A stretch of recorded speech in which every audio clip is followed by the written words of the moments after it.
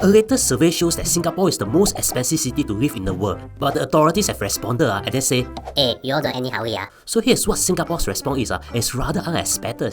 So, in case you didn't know, a survey called the EIU Worldwide Cost of Living shows that Singapore is the most expensive city to live in, tying with a city from Switzerland. Last year, we were on the same spot with New York. This is a survey done from August last year to September this year. And it's done by comparing prices of over 200 products and services. So the results came out and we weren't surprised. Cause with Singapore, we must be first in everything. But then Gov.sg came out with an article. They didn't reject it, but gave more information so we won't just read the headline. So you can watch on and then decide if Singapore is indeed the most expensive city to live in. Now, according to them, the survey doesn't reflect the cost of living for Singaporeans, cause it's designed to calculate cost of living allowances and build compensation packages for expeditor and business travelers. Basically, designed for Angmos, they are coming to Singapore to work. Now, in case you didn't know, the life of Angmo are very different from ours. They shop at Paragon, while we shop at Pasar. They eat at Marina Bay Sands, while we eat at McDonald's. They go Pulau Ubin to jog, while we go Pulau Tekong to jog. And because of this, the products and services they use as comparison might not reflect what we, the common Singaporeans, face.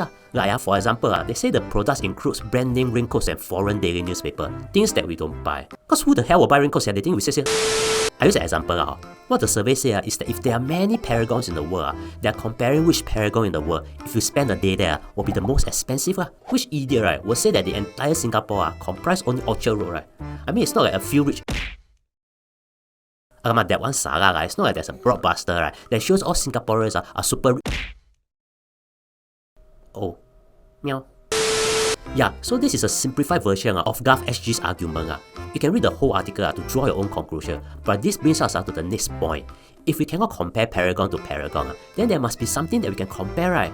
Now here's the thing, it's hard because it depends on a lot of factors. Cause the word cost of living is very subjective, which means you cannot find one index that comprises everything. For example, should it include rental? Like that in Singapore, Singaporeans usually own HDB flats, so it won't be accurate. How about income? If we all earn $10,000 a month, and then a plate of chicken rice is $10 while it costs $1 elsewhere, then is it considered expensive? But if you want a very informal one, there's actually one, the Big Mac Index. Cause most countries sell a Big Mac, so it's the same throughout, but it's very inaccurate as well, since it's just one product. Now, where does Singapore stand here? Shockingly, we are not even in the top 10 countries. And here's even something more shocking. Even the Big Mac in Orchard Road costs more than a Big Mac in Woodlands. Therefore, actually, if there's one thing you need to learn from this video, is this: don't compare with others. Although, let's face it, it doesn't matter whether we are the most expensive place to live in. It doesn't matter if got 10 different surveys show that Singapore food prices or rent prices are crazy. It doesn't matter if 27 experts come to Singapore to say that the Singapore Big Mac is super expensive. Cause even with all this, let's face it, GST hike to 9% will still occur. Now, if you think I learned something, consider subscribing and also watch this video to be slightly smarter.